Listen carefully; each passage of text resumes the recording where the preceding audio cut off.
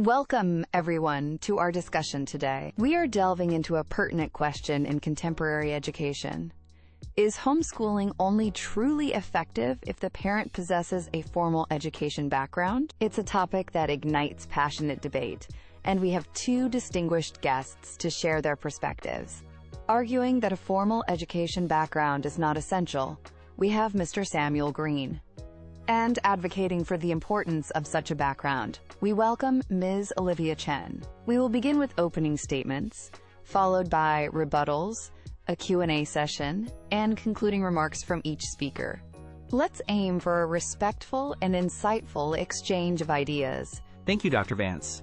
I firmly believe that a parent's dedication, their innate ability to understand their child, and their commitment to sourcing the best resources are far more critical for successful homeschooling than a formal teaching certificate hanging on the wall.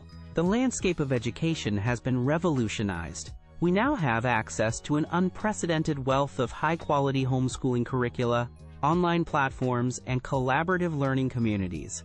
These resources are often designed by educational experts and are readily available to any parent willing to invest the time to find and implement them effectively. Furthermore, who understands a child's unique learning style, their pace, their passions, and their anxieties better than their own parent? This intimate knowledge allows for a truly bespoke educational experience, one that can adapt fluidly to the child's evolving needs and interests, something often challenging in a standardized classroom setting. We see countless examples of exceptionally well-educated and well-adjusted individuals who were homeschooled by parents without teaching degrees, but with immense love and a proactive approach to their children's learning journey. The parent in a homeschooling environment often acts more as a facilitator of learning, guiding their child through discovery, rather than needing to be an expert in every conceivable subject from day one. They can learn alongside their child, fostering a shared intellectual curiosity and modeling lifelong learning, which is an invaluable lesson in itself. It's this personalized attention, this ability to ignite a genuine love for learning, that often proves more potent than any pedagogical theory learned in a formal course. Therefore, to suggest that only those with a specific academic background can succeed is, in my view, an outdated and overly restrictive perspective on what truly constitutes effective education. Thank you, Dr. Vance. While I acknowledge the dedication of homeschooling parents, Mr. Green, I must respectfully disagree with the notion that a formal education background is merely an optional extra. In my view, it provides an indispensable foundation for effective homeschooling, equipping parents with crucial pedagogical skills, a profound understanding of subject matter, and the competence to navigate complex educational standards. A background in education offers insights into child development and established learning theories, which are fundamental for structuring an appropriate and stimulating learning environment. It's not just about loving your child. It's about understanding how children learn at different stages and how to address diverse learning needs effectively. Furthermore, designing a comprehensive and balanced curriculum that genuinely meets or exceeds state educational standards requires a certain level of expertise. How does a parent without this training ensure there are no significant gaps in their child's education, particularly as subjects become more specialized in higher grades? Educators are trained in assessment techniques, enabling them to accurately gauge a student's progress and identify potential learning difficulties early on, which is a critical component of effective teaching. They are also familiar with a wide array of teaching methodologies, allowing them to adapt their approach when a child isn't grasping a concept, rather than relying solely on intuition or a single preferred style. While passion is commendable, it cannot always compensate for a lack of deep knowledge in subjects like advanced mathematics, complex sciences, or nuanced literary analysis. Relying on the parent to learn alongside the child might work for elementary topics, but it becomes increasingly untenable and potentially detrimental at higher educational levels, risking a superficial understanding of complex material. Therefore, I contend that a formal education background, significantly enhances the quality, depth, and reliability of a homeschooling program. Ms. Chen raises valid points about pedagogical skills and potential knowledge gaps, but I believe these challenges are far from insurmountable for dedicated parents without formal teaching degrees. Many essential pedagogical skills can indeed be acquired through readily available channels, workshops, comprehensive homeschooling guides, online courses, and invaluable peer support from established homeschooling networks. Parents are highly motivated learners, especially when it concerns their children's well-being and future success. Regarding the concern about gaps in knowledge, this is where the flexibility of homeschooling truly shines. Parents are not expected to be omniscient. They can, and do, learn complex subjects alongside their children, which can be a powerful bonding and modeling experience. Moreover, the homeschooling community is rich with resources like specialized tutors, online subject matter experts, and cooperative learning groups, where children can access instruction in advanced or specialized areas. It's not about the parent knowing everything, but about knowing how to access the necessary information and support. Ultimately, the profound, personalized attention and the ability to tailor the educational journey to a child's specific interests and learning pace, driven by parental passion, often foster a deeper and more lasting engagement with learning than a standardized approach might achieve, regardless of formal qualifications. This intrinsic motivation is a powerful catalyst for learning. Mr. Green, while I appreciate the proactive approach you describe, the reliance on self-acquired pedagogical skills and external resources still presents considerable variables in quality and consistency. It's one thing for resources to be available. It's quite another for a parent lacking a foundational understanding of educational principles to effectively vet, select, and integrate these resources into a cohesive and truly effective curriculum. Without that background, how can they reliably discern high-quality, evidence-based materials from those that are merely popular or superficially appealing? You mentioned the parent as a, quote, facilitator, and while that role is important, a facilitator equipped with an education background is inherently better prepared to guide complex learning processes and ensure a genuine depth of understanding, not just surface-level acquaintance with topics.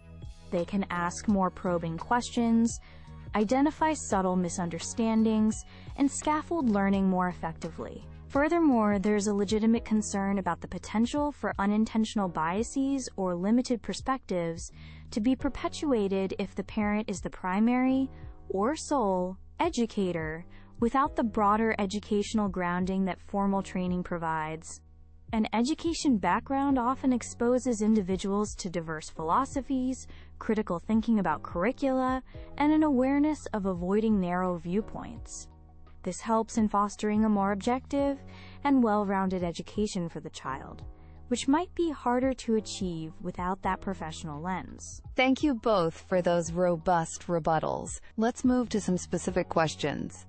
Mr. Green, a question for you first. While resources are indeed plentiful, how can parents without a formal teaching background realistically ensure they are covering all necessary educational benchmarks and adequately preparing their children for standardized tests or higher education, should those be their chosen paths? That's a very practical concern, Dr. Vance. Firstly, most regions provide clear guidelines or standards for homeschoolers, and numerous curricula are specifically designed to meet or exceed these benchmarks. Parents can meticulously track progress against these standards. Secondly, when it comes to standardized tests, many homeschooling families incorporate test preparation materials and practice tests if they feel it's necessary, or if it's a requirement in their area. There are also umbrella schools and homeschooling associations that offer transcript services and guidance on college applications, demonstrating that homeschooled students are often very well prepared for higher education. The key is diligent planning, utilizing available support systems, and often, the individualized attention means children master concepts more thoroughly, making them inherently well prepared for various forms of assessment and future academic challenges. Success in these areas is more about diligent application of available tools, and less about a pre-existing degree. Thank you, Mr. Green. Ms. Chen, a question for you now. Many argue that the traditional schooling system, which is predominantly run by individuals with formal education backgrounds, still unfortunately fails a significant number of students. In light of this, how is a parent's lack of a formal teaching degree necessarily a greater detriment than a potentially flawed, albeit professionally staffed, system? That's a fair point, Dr. Vance, and it highlights systemic issues within traditional schooling that certainly need addressing. However, the fact that formal systems have imperfections doesn't automatically validate an approach that may lack foundational expertise.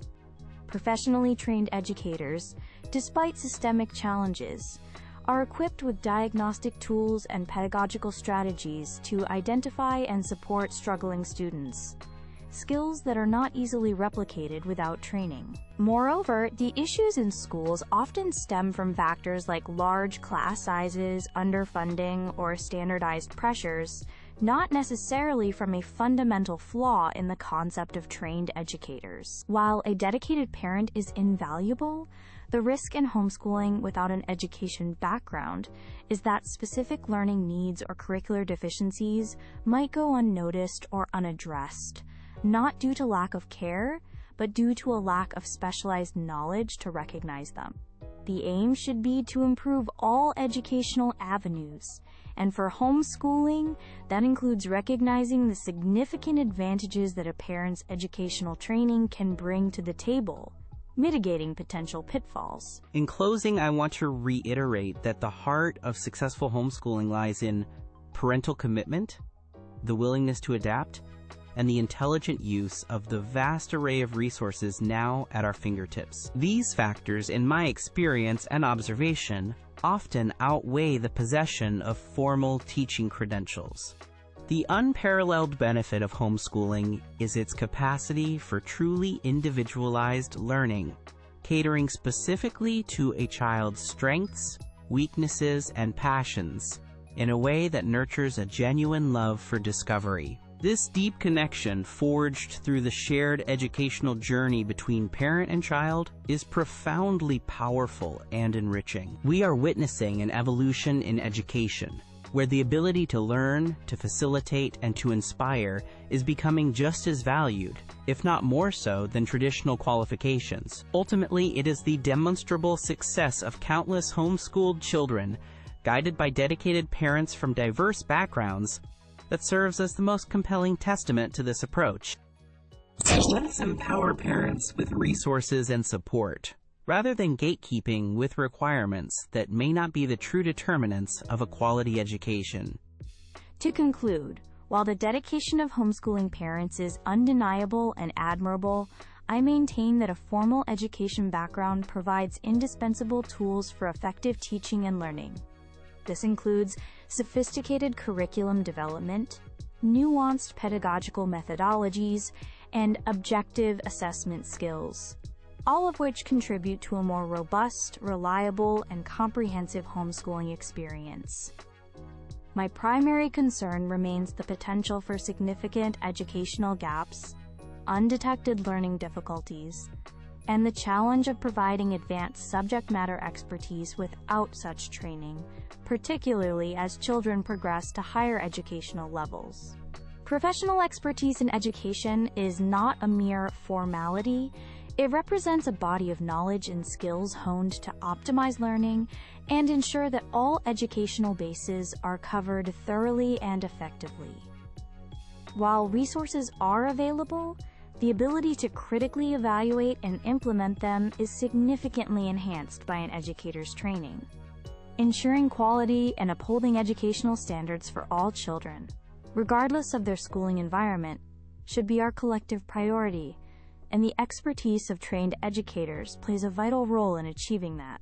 It's about providing the child with the best possible foundation, and often that includes the structured expertise a parent with an education background can offer. Thank you, Mr. Green and Ms. Chen, for a truly stimulating and insightful debate. You've both presented compelling arguments and given us much to consider on this complex issue. We've heard strong cases for the paramount importance of parental dedication and resourcefulness, countered by persuasive arguments for the foundational benefits of formal pedagogical training and subject matter expertise. Ultimately, the question of what makes homeschooling effective is multifaceted, and today's discussion has illuminated many of those facets. We encourage our audience to reflect on the perspectives shared here today as they consider the diverse paths to education. That concludes our broadcast. Thank you for joining us.